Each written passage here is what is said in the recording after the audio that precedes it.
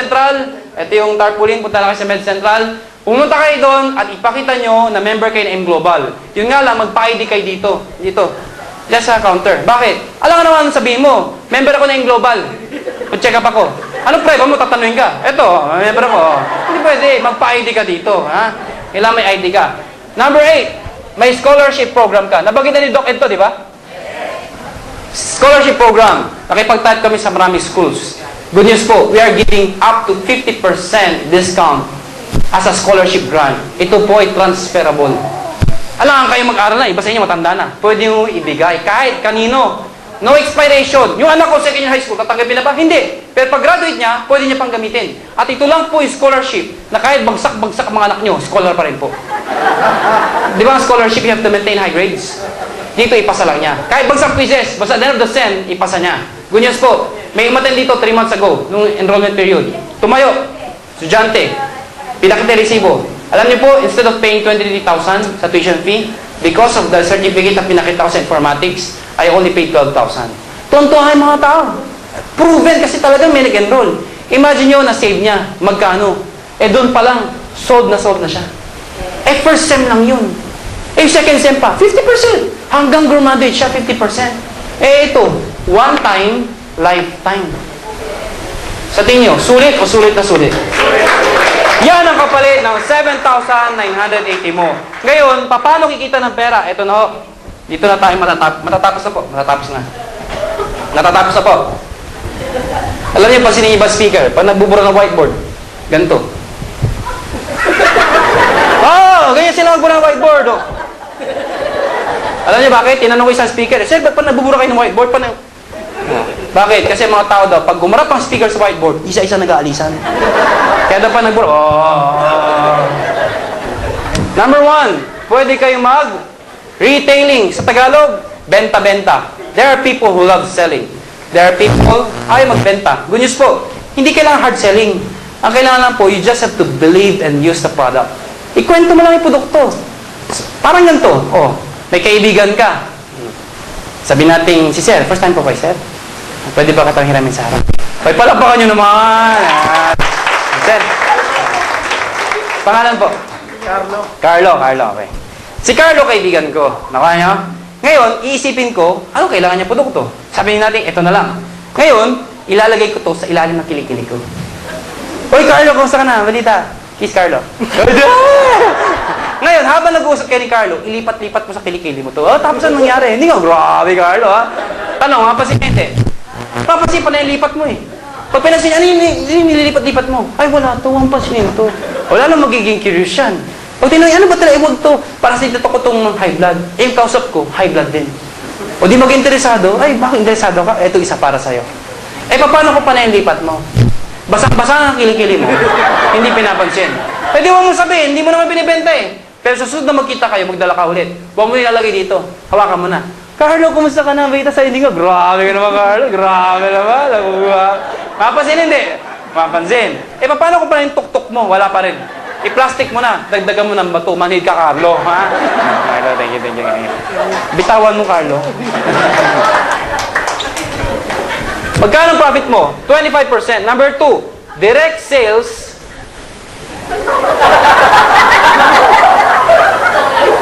Ano yun? Second demotion. Direct sales ng global package. Anong direct sales ng global package? Magbenta ka na ng global package. Baka sabihin nyo, hindi ako magaling magbenta. Hindi ho. Indirect selling. Ano yung indirect selling? Iimbitahin mo lang lahat ng K mo. Ano yung K? Kaibigan, kumpare, kapitbahay, kaklase, katungis, kateks, kakulay, kamuy. Lahat ng K nyo. Huwag lang ang kambing. Ito, okay. Di ba? Iimbitahin nyo. Unahan ko na kayo. Hindi lahat ng iimbitahin nyo ay interesado. Mas marami yung ganito kaysa ganito. Normal po yun. Ang sa akin lang, give everybody a chance. Para ako, inibita ko 247. Marami konti.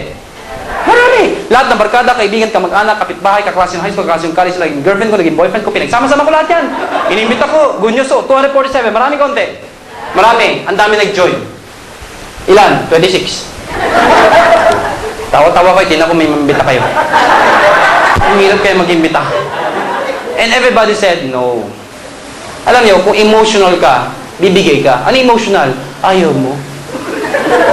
Ayaw nyo rin. Ayaw nyo. Ayoko nang ihap. Eh pag ganun kayo, wala kayong mangyari. Parang ako, lahat ng barkada ko kamag-anak, ayaw. And ang number one na may ayaw, nanay ko.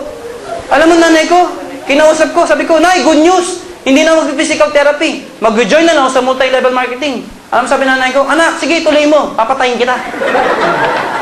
5 taon yung tinapos ko. Eto na ngayon. After 2 years, nung nalaman ko, nagkakotse ako. Nagbago ihip ng hangin. Tinawagan ko nanay ko. Sabi ko, Ma, may kotse na eh. Dati nanay, Mami.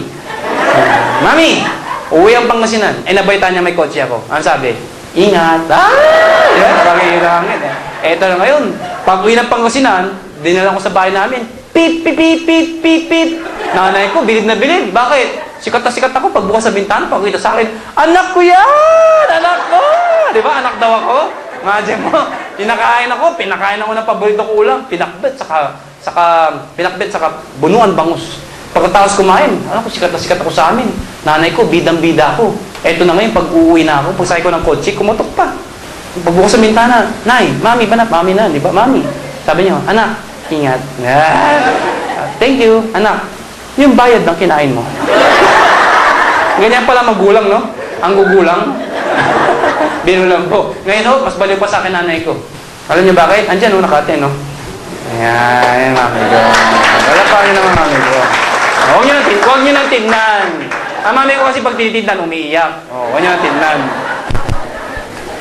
Pag nag-join, meron kayong 500 pesos. Number 3, matching bonus. Ano yung matching bonus? Every match, tatanggap kayo ng 1,500 pesos. Ano yung match? Ikaw to. Nagbenta ka sa kaibigan mo. Meron kang 500 pesos. Direct sales bonus. Nagbenta ka ulit sa isang kaibigan mo. May 500 pesos ka ulit. Since meron kang match, tatanggap ka ng additional 1,500. Total of 2,500 na tinanggap mo. Nakuha nyo?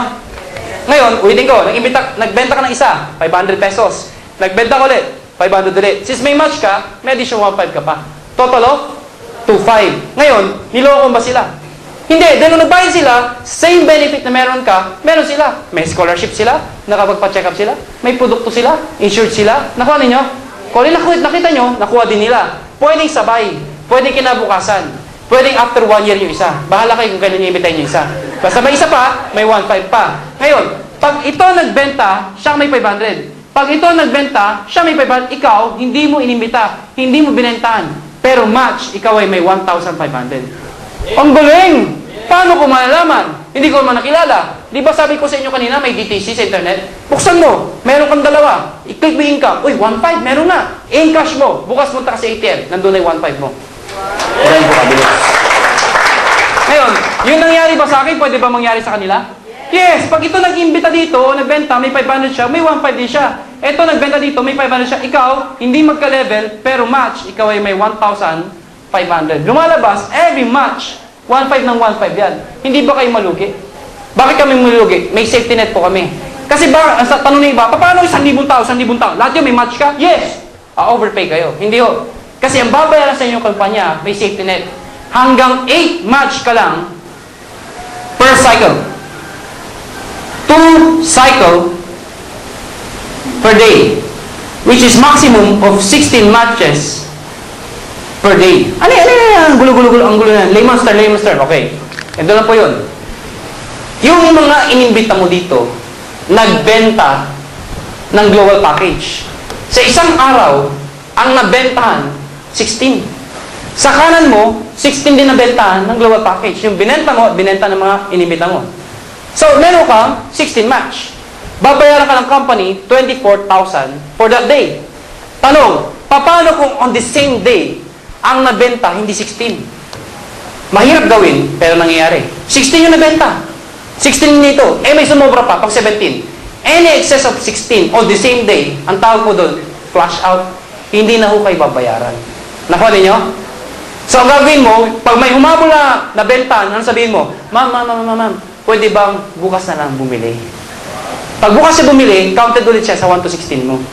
Pero kung katulad yung mga taong to, yung mga nandito sa tarpaulin, iba ho dyan, more than 16 matches a day. So kahit pigilan nila yung susunod, bukas 16 na naman ang bibili.